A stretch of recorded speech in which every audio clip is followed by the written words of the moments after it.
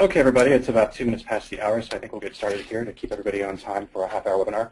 My name is Jason Thompson. I am the Director of Global Marketing at SSH Communication Security.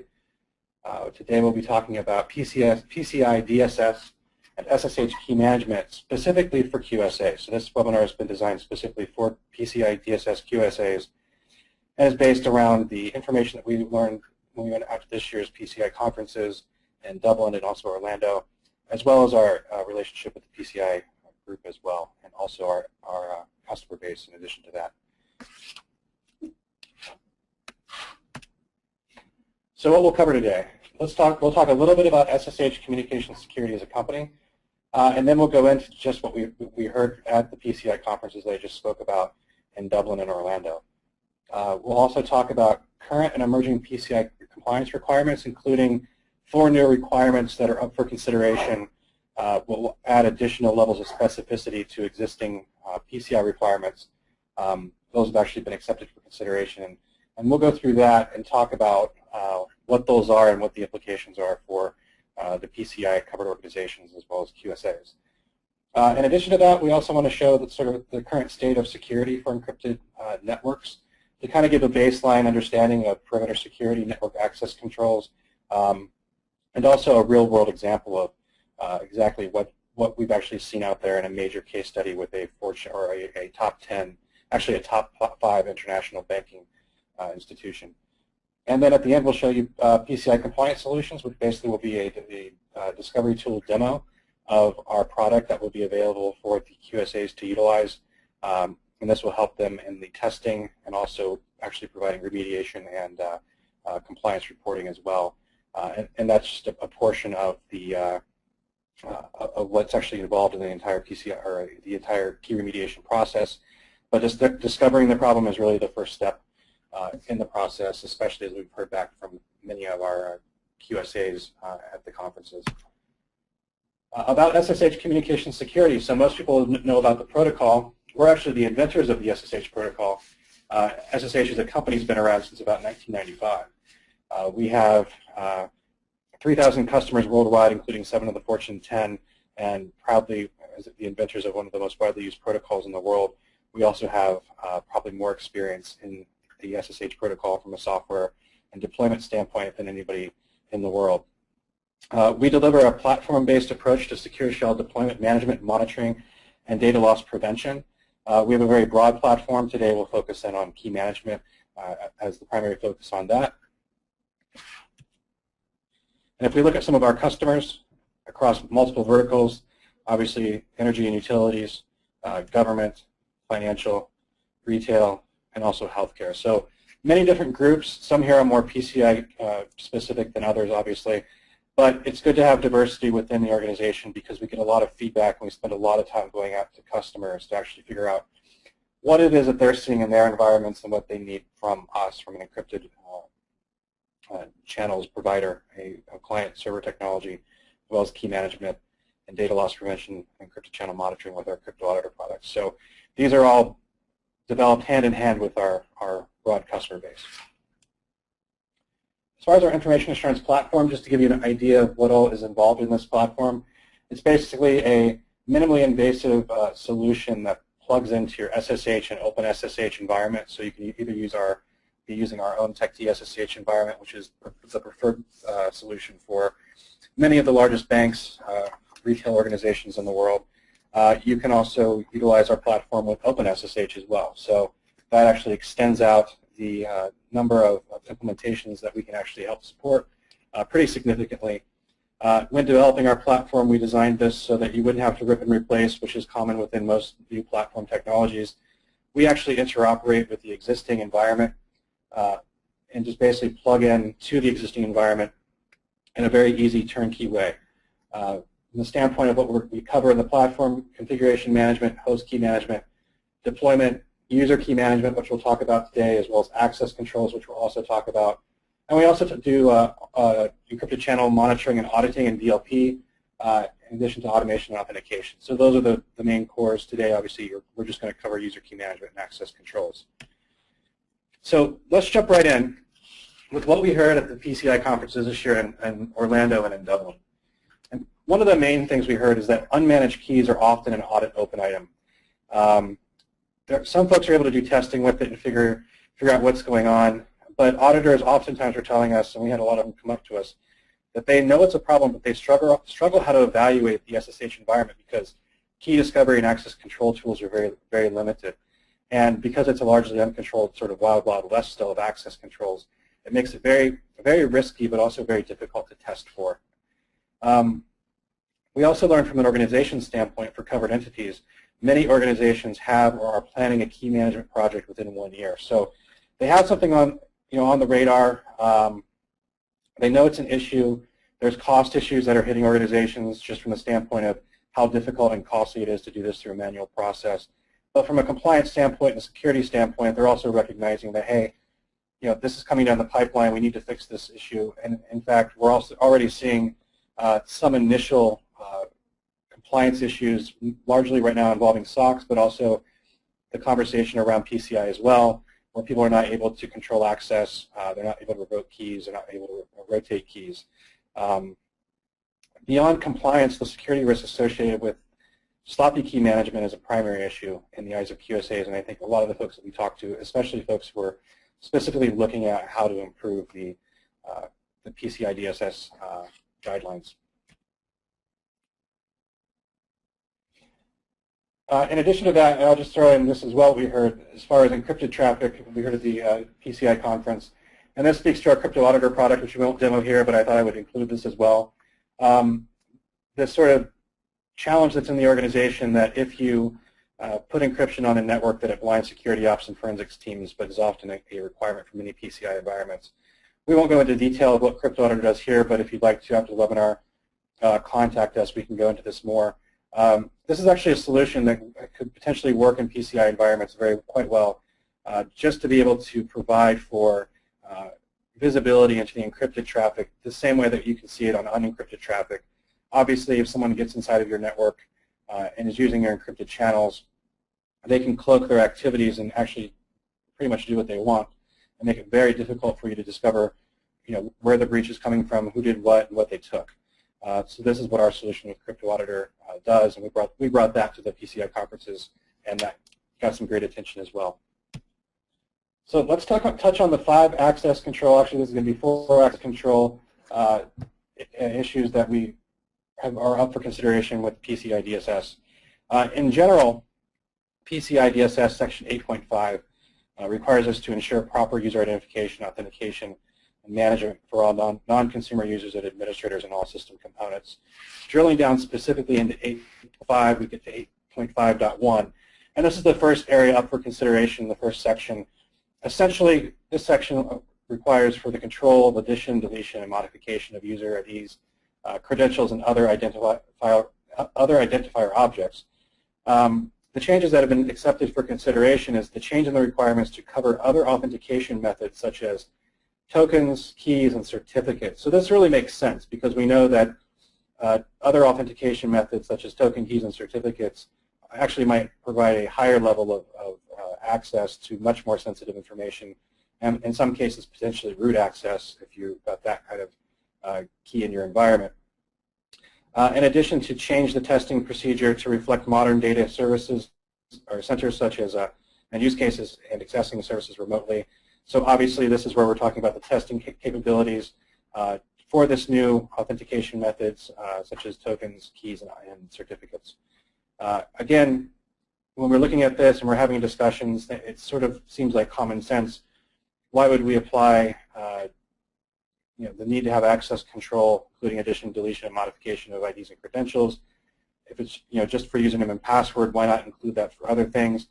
So from some standpoint, auditors are looking at this and saying this is a question of semantics, that we're just saying IDs and passwords, or does it actually include keys and other authentication methods? This is just looking for a level of specificity, but I think we can see that the direction this is kind of heading towards. Section 8.5.4 requires us to immediately revoke access for any terminated users.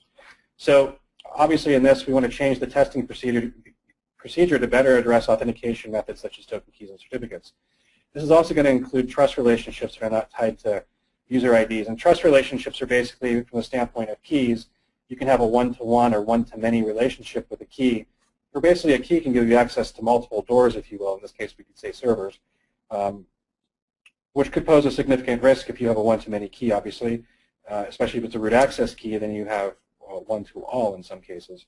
The ability, obviously, to immediately revoke access to any terminated users with just a username and password also needs to be extended to, possibly will be extended to other authentication methods to update 8.5.4.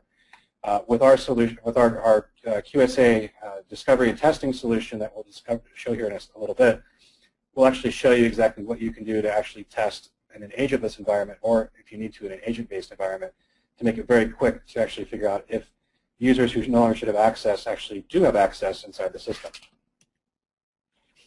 Section 8.5.9, change user passwords at least every 90 days. So here we want to update this to include key rotation and other authentication methods as well, often that provide access to critical servers or even root. So the reason why we get that annoying alert from our IT department every 90 days to update our passwords on our Windows machines is because we know that the longer that a password is out there, that the more likely it is that that will be compromised. So the rotation of key or passwords is seen as a security requirement from PCI DSS standpoint. But we also need to look at that from the standpoint of what a key is. I mean, a key essentially is has the same function as a password. It's not quite a password. We have passphrases in addition to that. But it functions in much the same way. So taking this to light and saying, well, shouldn't we apply the same rotation policies to an administrator who has access to the servers where our credit card transactions are on or going through? I think it would make common sense to include that as well, and I think PCI is seeing that as well, especially considering the risk of a breach of a key, especially if it was a root access key, could potentially be an existential risk to the entire organization, because very quickly someone could move through from server to server to server, either stealing information or perhaps damaging the environment, which could be equally devastating to an organization. Section 8.5.10. Require a minimum password length of at least 7 characters. So with authentication keys such as SSH keys, right now there's no specific requirement in there saying that you must have a specific strength or type of key length or type of for your key. This poses a significant risk just from the standpoint that if you're having, obviously we understand that passwords need to have a minimum length in at least 7 characters, but for admins they should probably have the same requirements, if not stronger. And since admins are using the SSH keys, it obviously is a natural pathway to update this to say, yes, actually we want to have centralized control of this so that we can ensure that the minimum password strengths are met. Now let's go a little bit, we've talked a little bit about, in the past 4 slides, some of the updates that are up for consideration from PCI DSS Council. So what I'd like to look at now specifically is a current state. So our current state analysis and why this is a major issue is because security threats and vulnerabilities are increasing, not decreasing. So if we look at the perimeter, we understand the perimeter isn't necessarily secure. In fact, we spent most of the past 10 years trying to secure the perimeter, thinking that we could make Fortress General Electric or Fortress General Motors or any other company out there and say, we'll just keep the bad guys out. We might get a minimal intrusion from time to time. About 4 or 5 years ago, we started to see a big shift in the environment where it wasn't just some random person coming in and hacking a machine or two and defacing a website.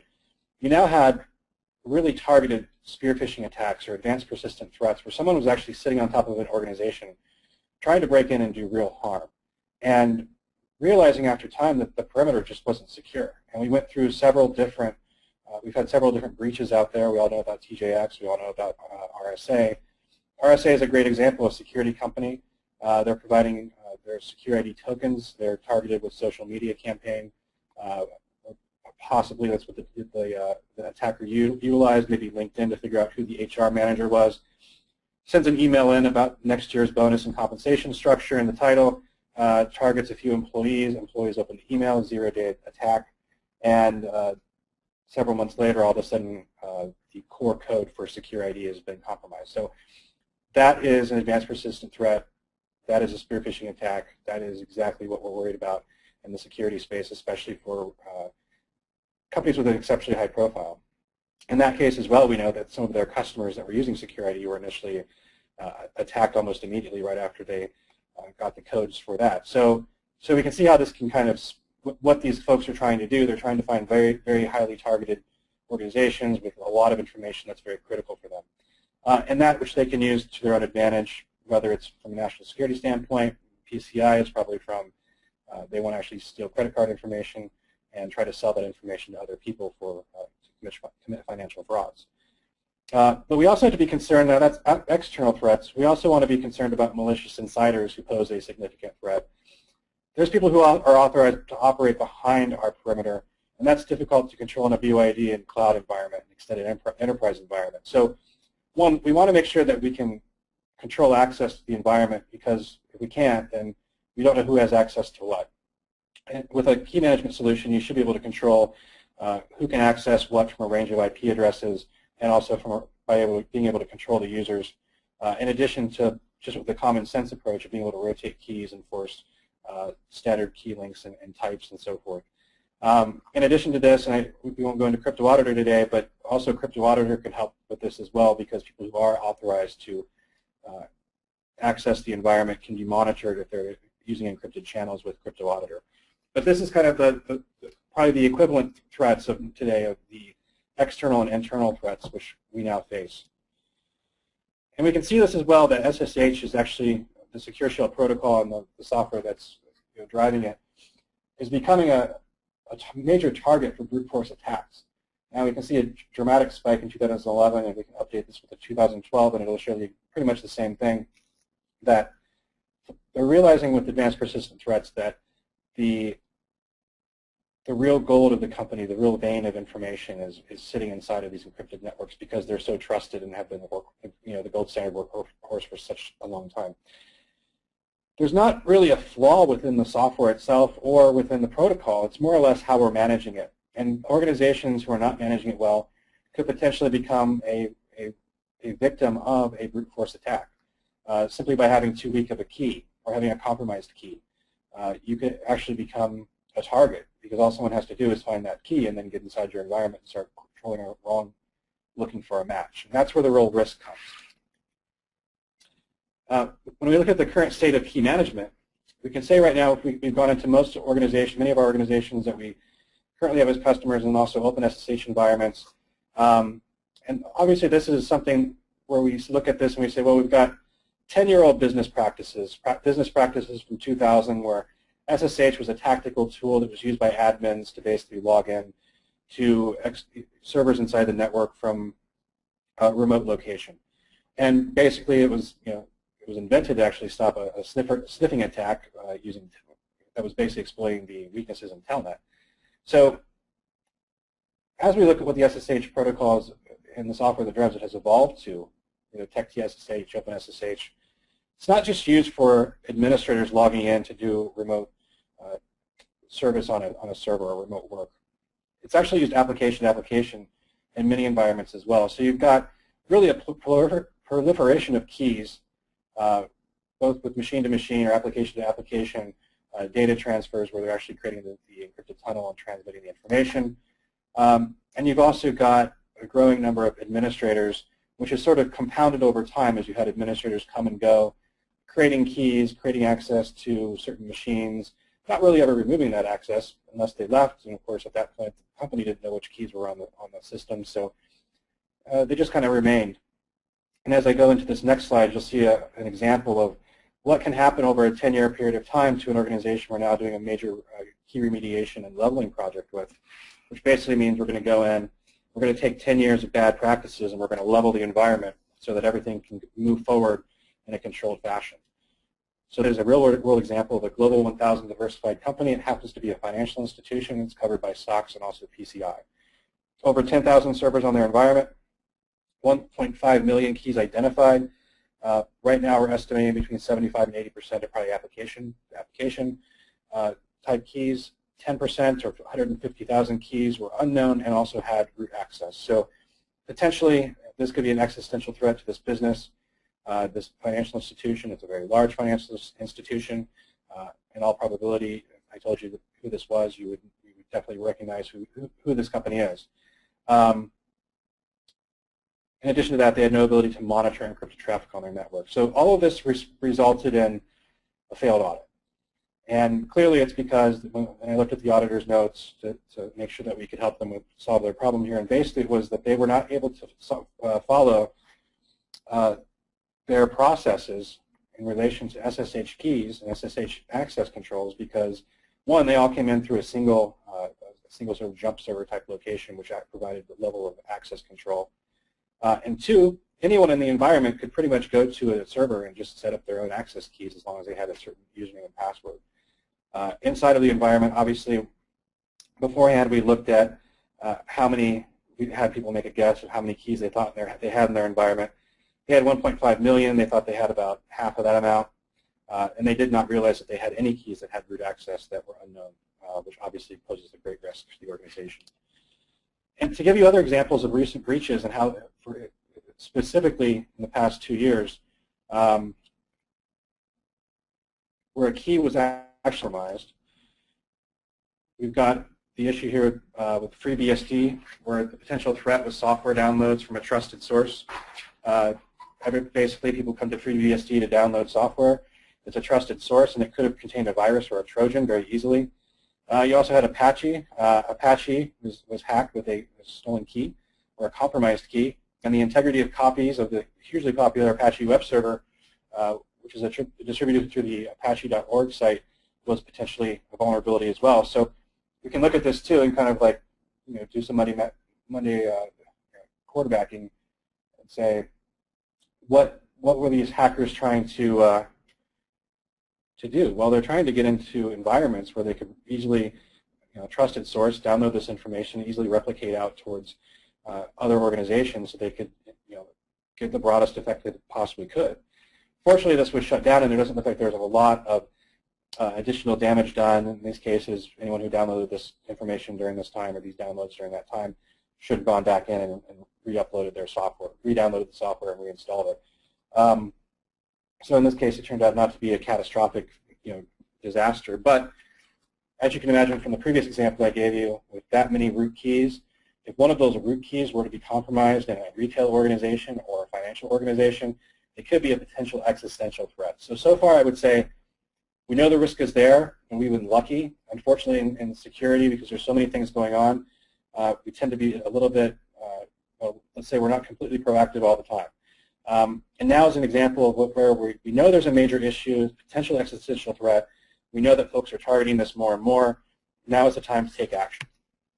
So when we look at from a PCI standpoint, just general assessment, things that we ask organizations that we're working with who have a PCI issue or they have PCI compliance as part of one of their compliance regs that they have to follow, we ask them flat out, do you know which users have access to what information is on your encrypted networks? And this is sort of a pre-flight before we start going, just to kind of get a baseline of where they think they're at. Can you identify your trust relationships or key pairs? And are your key creation procedures centralized and controlled? Do you remove keys and do you rotate keys? And can you provide a compliance report? More often than not, you get kind of an initial hodgepodge of yes and no's on this, and then after we actually go in and do the discovery, we get a lot of red flags saying no, no, no, actually we couldn't do this and we didn't even realize it. Because obviously people don't realize sort of with an environment that's out there, it's been doing its job for 10 years, that really could potentially be a ticking time bomb if you're not properly managing it. So let's look at PCI compliance solutions for QSAs. And for this, I'm going to run a demo for you.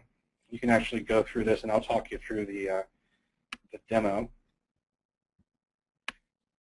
second. There we go. So this was just sent over to me, so bear with me here as we go through the demonstration. Now this is going to show you the QSA key discovery process. Here you see a single Windows host which is currently in a monitored state, and that's all that's being monitored. We just want to show you an example of what that looks like. This is sort of a baseline of where you start from. So here you can see the host name, the OS release, obviously as well the SSH version. It's going to give you the host ID, and it's going to give you the IP address as well. So you're going to get some basic information when you look at this. Now we're going to show you the home screen. Basically, when you're initially coming in, this is effectively what you would see. Not too much right now. You've got keys, private keys, authorized keys, trust relationship, total number of keys. At this point, it's just our starting point in the environment in its current state of discovery. Obviously, as we start building this out, you'll see operating system, SSH server version, and you'll also get active alerts as well.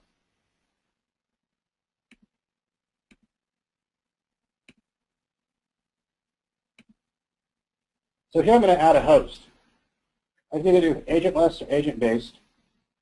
Obviously, agentless is very quick because we use the SSH server itself, and we're beginning the discovery process. So here we can look at, we're asked the question, how many hosts do you want to add? One host, multiple hosts, a range of IP addresses. You can enter a host name or IP address. You can enter a host description. You can enter the username, the authentication method into the host, password, private key with passphrase. You can enter the password there. Easily add these different hosts. In this case, what we're going to do is we're going to add multiple hosts. And we can either upload a list of hosts, so you can go to an organization and say, give me a list of your 50 hosts and we're going to test them. Or you could just get a list of hosts that were known, and you could just come through there and actually enter them in one by one, whichever way is preferable. Once you've got these 4 entered in,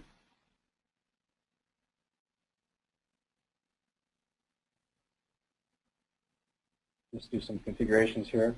Select your port description. Allows you to enter your username. Obviously, you're going to have to do this based on username and passwords that are going to authenticate properly.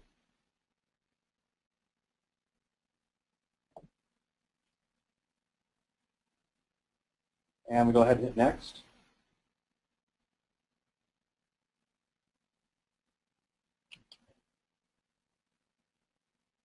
All right, so now you can see the discovery process begins, and we start to discover the trust relationships in the environment and information about the related keys.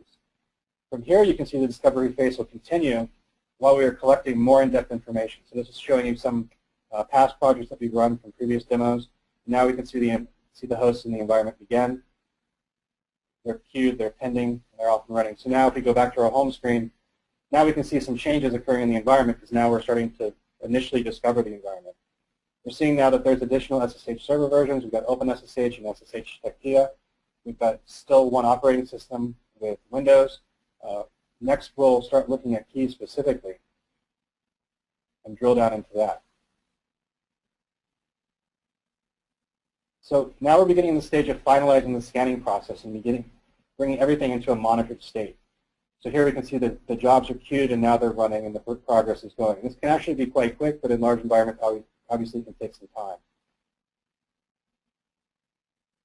So now we've completed scans of the host to a monitored state, and we can drill down into the trust relationships specifically.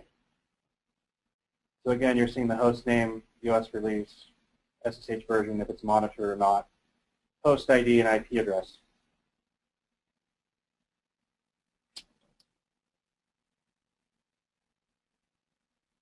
So now we can take a look at the user keys. So from here, we drill down at a host level to see all of the existing users and trust relationships.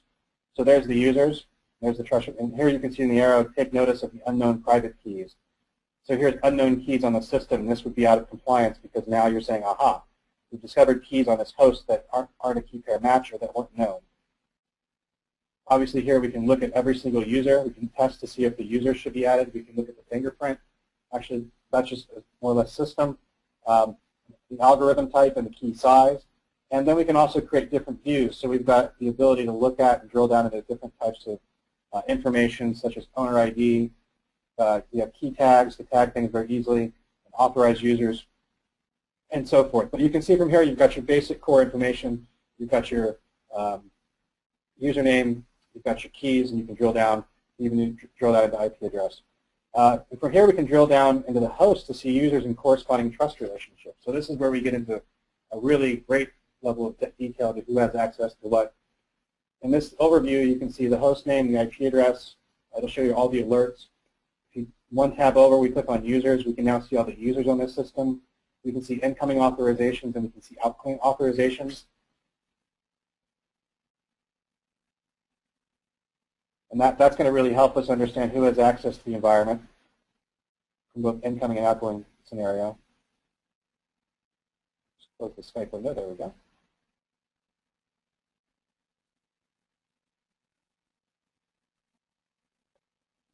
Now let's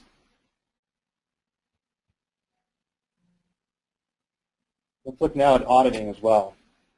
So we're monitoring the environment. Now we can pull a full audit log. On this host, we can say we found legacy authorization keys. We found legacy private keys. We have audit events, so we host modified by host deployment. So we can see all of these different activities in the environment that could potentially flag us to a risk, but also to a compliance issue as well.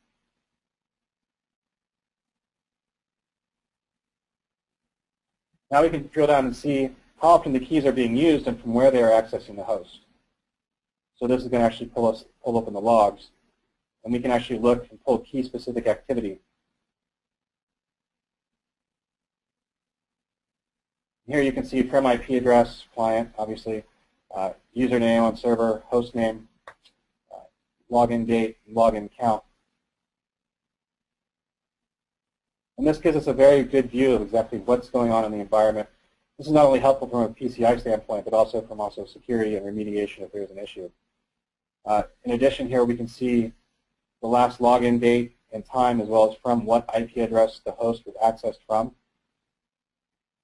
So that tells us if there is some type of issue where the IP address out of band of what we want in our environment. We can actually log that and know what's going on. We can actually create a compliance report around that as well. So now you can see that the scan is complete, and you can see that all of the summarized information. So you can see your private keys, your authorized keys, your trust relationships. You can see your active alerts saying that legacy authorization keys have been found. Of course, these are all your PCI flags, right? So you want to say, okay, are we finding legacy authentication keys? Are we finding legacy private keys? Are we finding unmanaged private keys? And this is really where this tool comes into play for QSAs, especially because it's agentless. It can't be used in an agentless environment. You can use the existing environment to basically go out and discover maybe 50 or 100 hosts to test against what the organization actually should be doing based on its security protocols and compliance protocols. Obviously find SSH server version, operating system, and also any jobs, which is more or less a function of the product. But at the end of the day, this is actually going to easily give you that testing capability to go inside of your covered entities and discover what's going on in the environment.